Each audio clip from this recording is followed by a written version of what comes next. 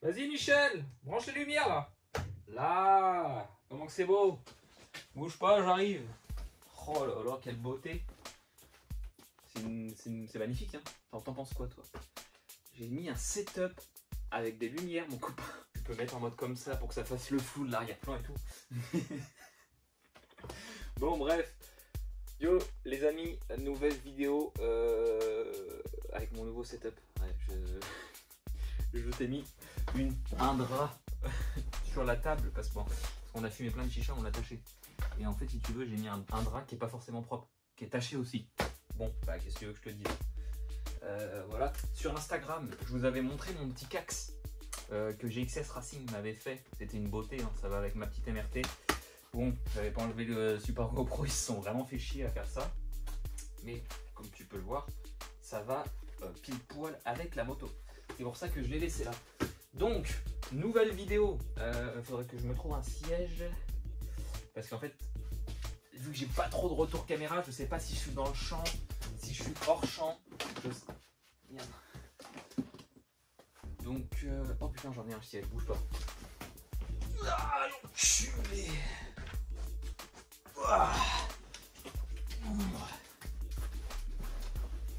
Là, voilà, un beau petit siège d'Opel Corsa D.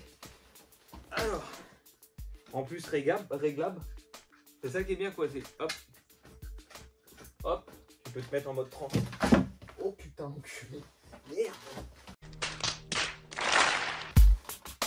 Oh là, voilà.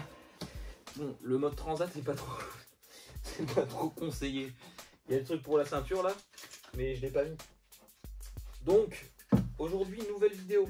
Aujourd'hui, comme vous avez pu le voir sur Instagram, j'avais acheté un booster. C'est même pas un naked, je crois que c'est un normal, parce que j'ai même pas les jantes de Rocket. Donc à la place de cette table, on va mettre le booster. On va commencer le premier épisode. Je pense que je vais faire ça en plusieurs épisodes. On va faire un démontage complet. Un autre épisode, on fera le moteur et tout. Parce que du coup, je l'ai acheté. Le moteur, il fonctionne pas. Enfin, il y a un problème. On n'a jamais réussi. Parce qu'à l'époque, c'était un scoot d'un pote à moi. Et il y avait des galères de fuite d'air, de tout le bordel. Donc, on va démonter ça. On va se démonter le faisceau complet, nettoyage complet. Enlevage des carénages, enfin tout le bazar. Et on va voir ce qu'on fait. Dites-moi dans les commentaires qu'est-ce qu'on en fait. Je pense que je vais le refaire pour le revendre. Et je le vendrai, je ferai un prix pour mes abonnés s'il y en a qui le veulent. Et après je le mettrai sur le bon coin, tout simplement s'il n'y a personne qui le veut. Et comme ça vous allez pouvoir que tout va être neuf. Je pense que je vais remettre vilebrequin neuf, les roulements neufs, les spies neufs. Enfin je vais mettre beaucoup de... Je pense que je vais remettre un... Je pense que je vais remettre un bloc complet neuf d'origine avec le poléovin, ce qu'on va retaper, brosser. Pourquoi pas le polir? Je sais pas, je pense pas parce qu'après ça va rouiller à entretenir, c'est assez chiant. On va le brosser propre et tout. Et puis voilà, peut-être mettre un pack de carénage neuf avec 2-3 décos par-ci par-là. Parce que du coup, vous allez le voir après, mais la selle elle est marron. Donc j'aimerais bien faire un noir et marron, je sais pas trop encore comment faire. J'ai aussi, je crois, en stock des pièces, donc jantes de boost de Rocket 7 12 pouces avec les bâtons là. Je pense que je vais mettre ça parce que dessus c'est des jantes de 10 pouces, donc c'est pas très joli.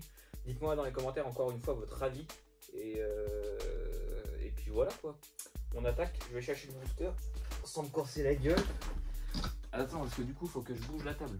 Bouge pas. Oh putain, c'est encore un sacré chantier ça. Là. Peut-être la petite béquille sans ça. Tac, terminé.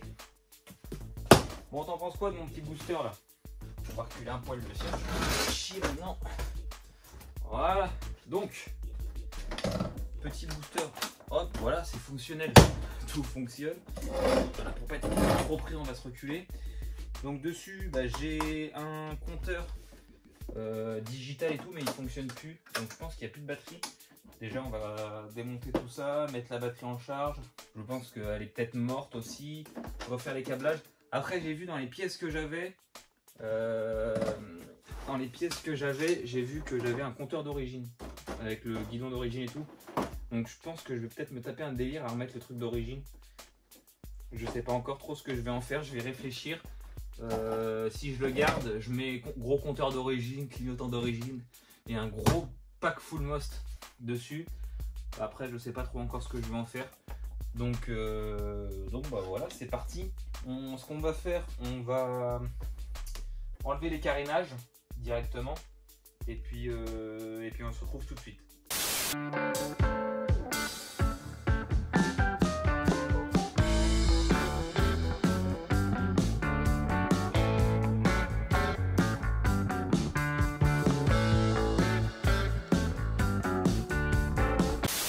Donc voilà les amis, il est démonté. On a tout décarénagérisé, comme on dit chez nous.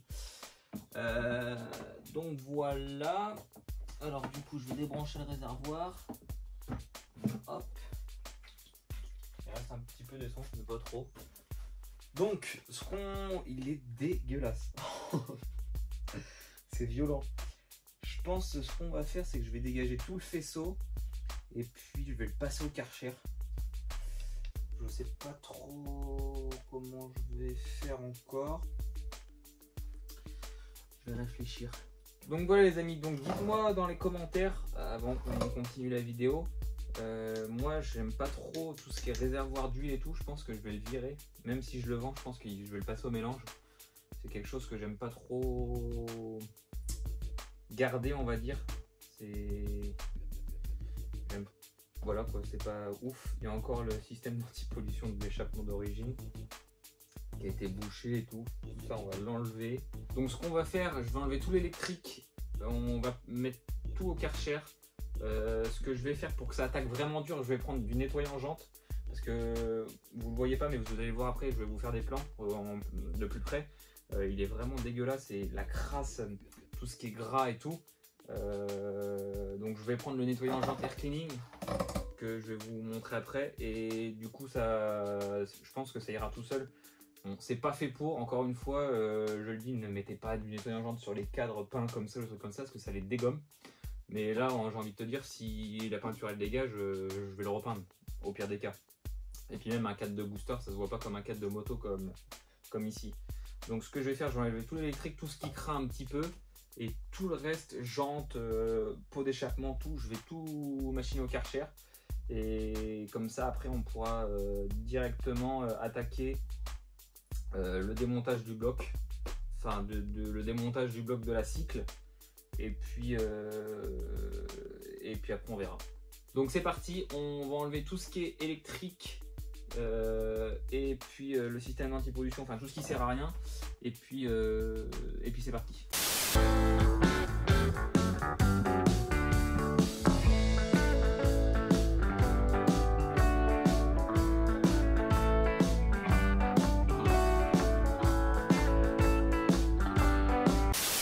Là, bon, j'ai enfin enlevé tout ce qui était le faisceau. Il y a un merdier monstre. Je vous montrerai, je vais vous montrer maintenant d'ailleurs. Il y a un merdier monstre. Alors, pour ceux qui s'y connaissent un peu, tu sais, en truc. Bon, voilà. Là, il y a des dominos.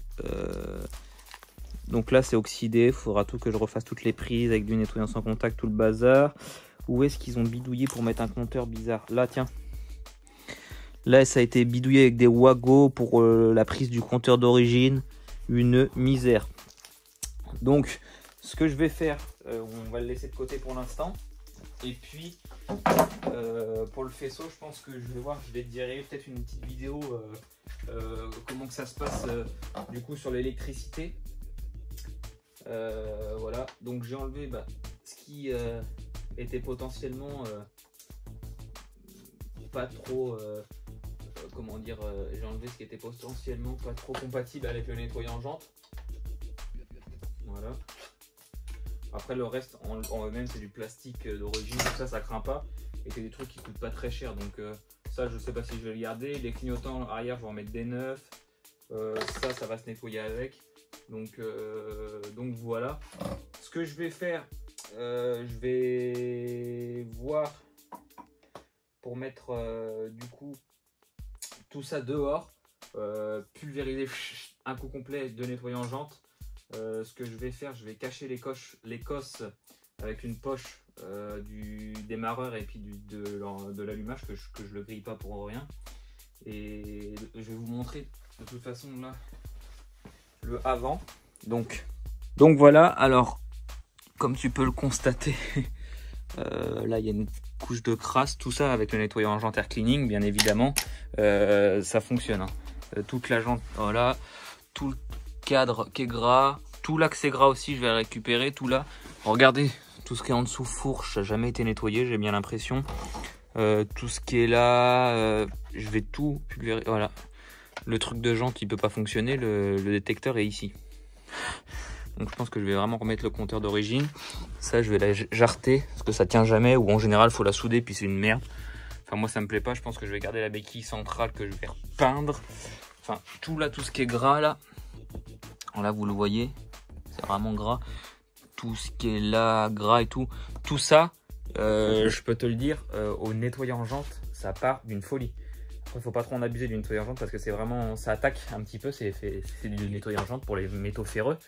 Donc voilà. Donc eh ben, je vais mettre ça dehors, prêt avec le Karcher. Je vais vous montrer de toute façon comment je pulvérise tout ça. S'il y en a qui en veulent, c'est sur le site www.aircleaning.fr et de toute façon tu as tous les produits et tout ça. Et ensuite quand tu vas dans ton panier, tu as le petit code, mettre un code de réduction et tu mets RBProd 10. Et ensuite tu fais appliquer, tu as le pourcentage et après tu commandes. Bon, après je t'explique pas comment commander, mais tu as le code RBProduction 10 de toute façon qui s'affiche juste ici. Et tu as le lien dans la description si au pire des cas tu veux pas taper le lien. Comme ça tu vas dans la description, tu cliques, pof, ça t'ouvre le site. Le site est compatible téléphone, tablette et ordinateur. Donc il n'y a pas de problème à commander, pas de machin. C'est sécurisé, tu as PayPal, carte bleue, comme tu veux, comme tu le souhaites. Et puis voilà, je vais vous montrer aussi les autres produits qu'il y a aussi disponibles sur le site de la gamme. Et puis voilà, on part direction le nettoyage du booster. Bon, c'est bon, on est rendu dehors. Donc j'ai mis un petit sachet ici. Bon voilà, comme tu peux le voir, le pot, comme il est là, enfin, tout le reste. Donc j'ai pris mon petit Karcher. Là, on va pulvériser tout de nettoyant jante Air Cleaning. Et puis voilà, je voulais vous montrer ça. Donc voilà les amis, petit nettoyant jante Air Cleaning qui va bien avec les instructions, tout ça. Donc je vous le répète encore une fois, ce que je vais faire ici avec ce nettoyant jante, c'est pas fait pour. C'est fait pour les jantes alu vernis, non peintes et tout le bazar. Là, ce qu'on sait, c'est qu'il y a de la peinture partout. Donc voilà. Donc ce qu'il faut faire, c'est donc enlever la sécurité qui est ici et le pulvériser. Désolé pour le vent, parce qu'il y a du vent dehors. Je vais le vaporiser partout.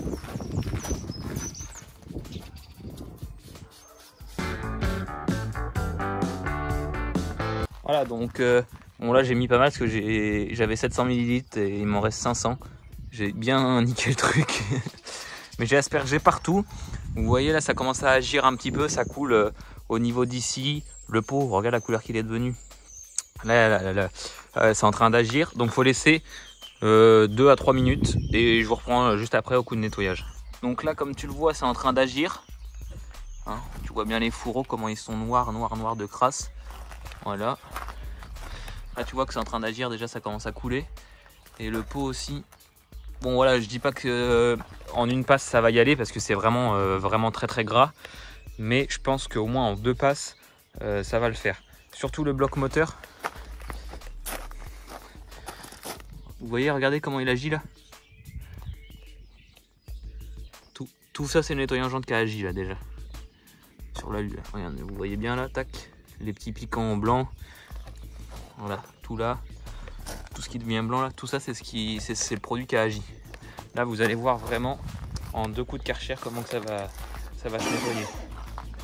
Donc voilà, on a laissé agir au moins 2-3 minutes. Il faudrait un petit peu plus, mais je vais vous montrer déjà le résultat, ce que ça donne.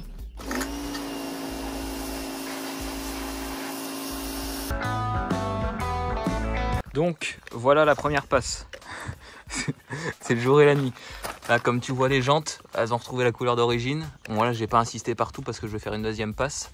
Mais franchement, tu regardes, même le cadre qui était tout poussiéreux, tout là où c'était merdouille, là aussi pareil.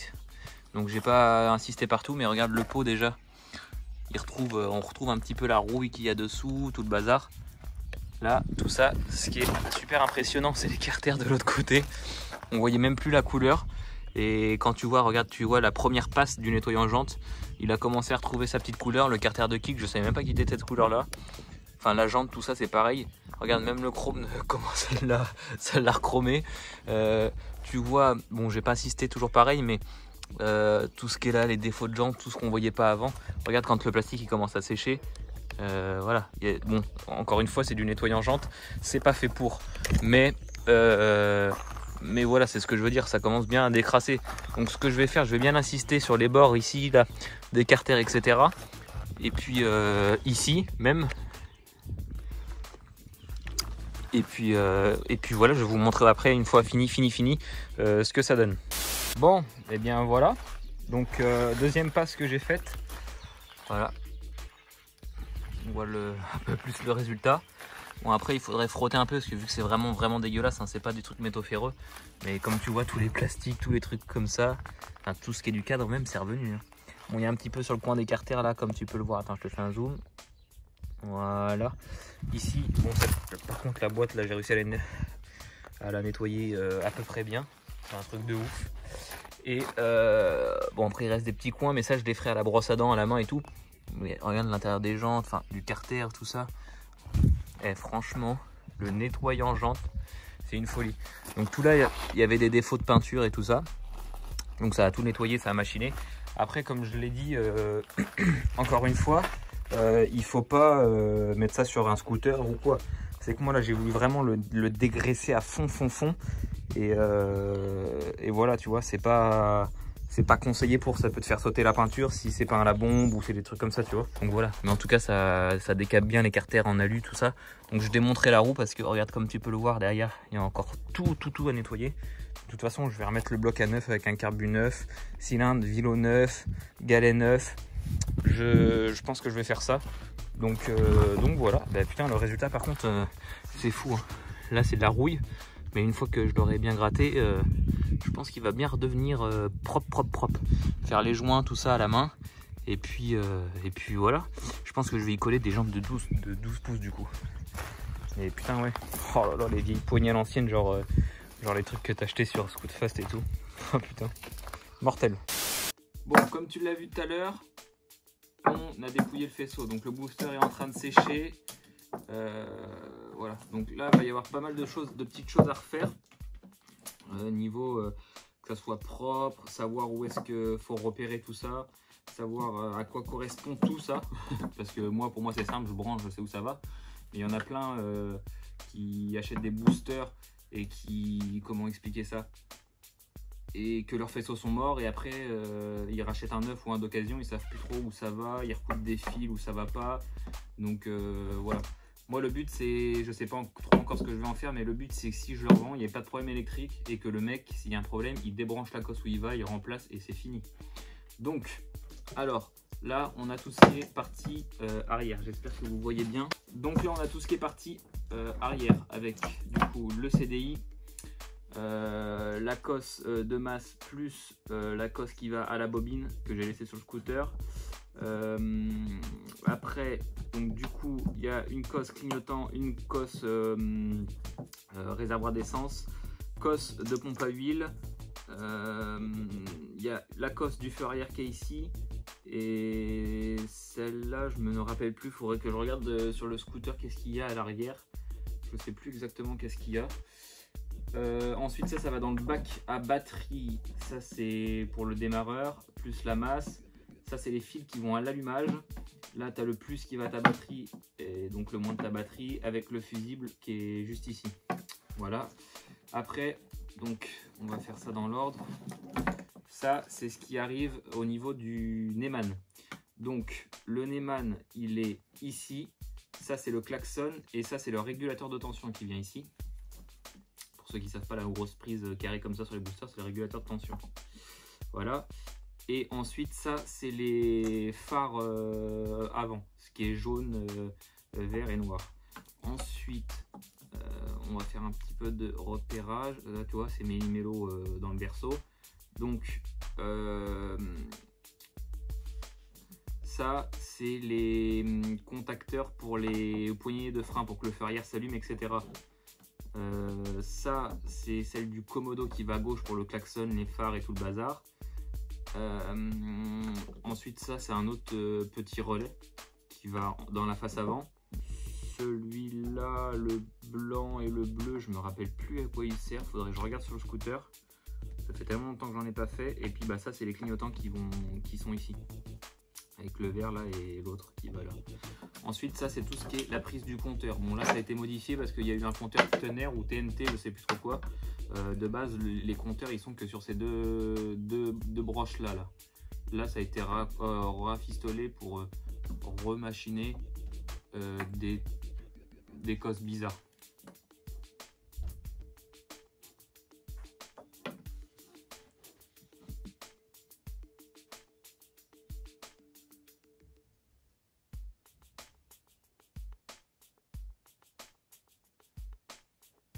Oui.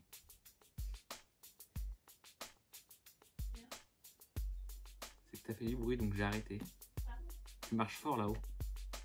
Non. Si. Tu te rends pas compte, ça fait bon. Je savais que t'arrivais. Ah bon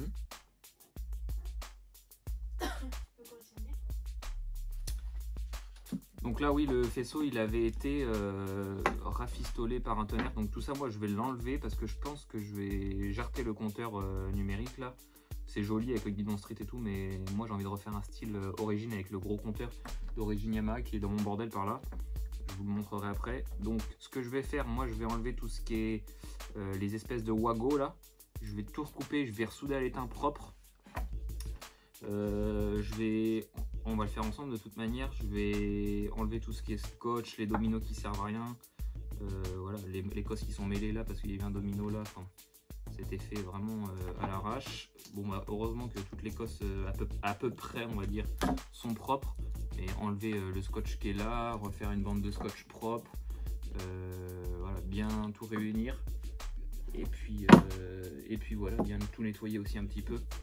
Donc voilà, là on va prendre on va enlever les wagos qui sont là pour le compteur naked. Je vais quand même le garder parce que je pense que je vais le revendre à côté. Le petit compteur naked, je sais qu'il fonctionne et tout ça. Donc voilà, moi je vais garder l'origine. Donc je vais aller brancher mon fer à souder, prendre mon étain et puis faire ça propre. Je vais essayer de le faire aussi avec de la gaine thermorétractable. Et si j'en ai pas, bah, je vais faire ça autrement. Donc pour ceux qui savent pas c'est quoi souder les fils et tout ça, comment ils font les gens.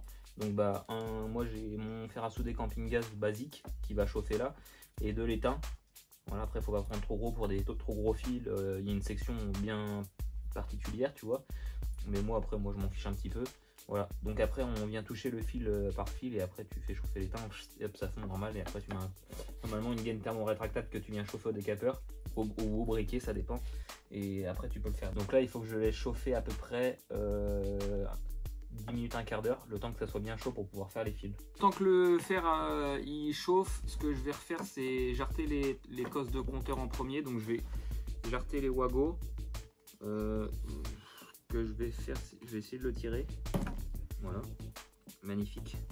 Comme ça, j'enlève la prise qui sert à rien. Donc cette prise là, elle servait à rien. Ensuite, j'en ai une autre. Donc c'est celle là et celle-là. Voilà. Ces deux prises là, c'est celle du compteur naked que je mets de côté au cas où pour le revendre. Tac.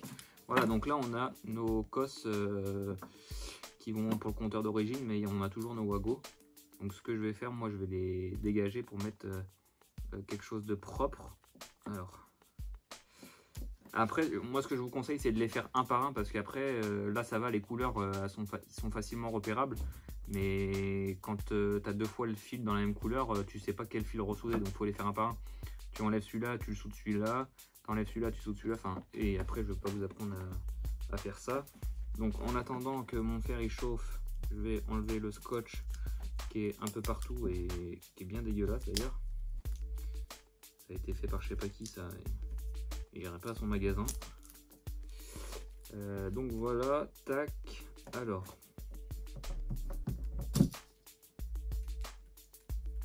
Voilà, donc là le faisceau il est déscotché, on sait à peu près où on en est. On va reprendre la partie. Donc ce que je fais, je vais prendre mon petit tournevis. Tac. Je vais ouvrir mon petit wago.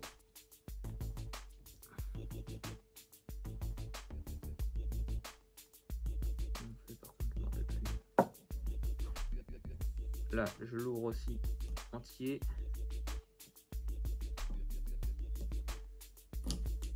Hop.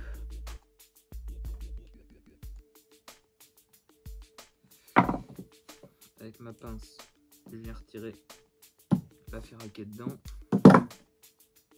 Et là, je vais pouvoir tirer mon wago. Et en fait, il est même pas coupé avec le wago, il est juste pincé. Donc ça sert un peu à rien de faire une... comment expliquer ça? Une soudure. Donc bah du coup, je vais pas en faire. Par contre, il est bien abîmé.